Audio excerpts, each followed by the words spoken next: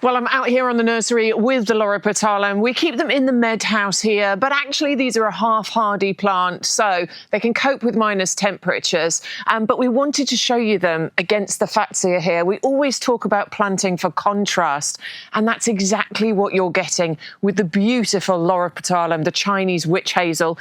It's got this gorgeous, deep, dark foliage on here, and then these shocking pink sparkler flowers that appear, and these have been on this plant for such a long time. They normally appear about springtime. They give a little smattering throughout summer. Right now it's the middle of October, and you can see how many of these have got flowers on again.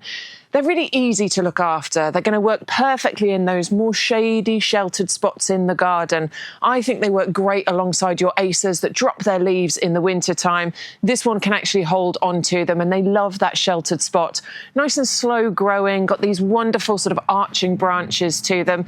And ultimately these can get to between a metre, metre and a half in height, but give them a little bit of space because they will appreciate that, and it'll create that gorgeous contrast, particularly if you plant it near those green plants in the garden as well.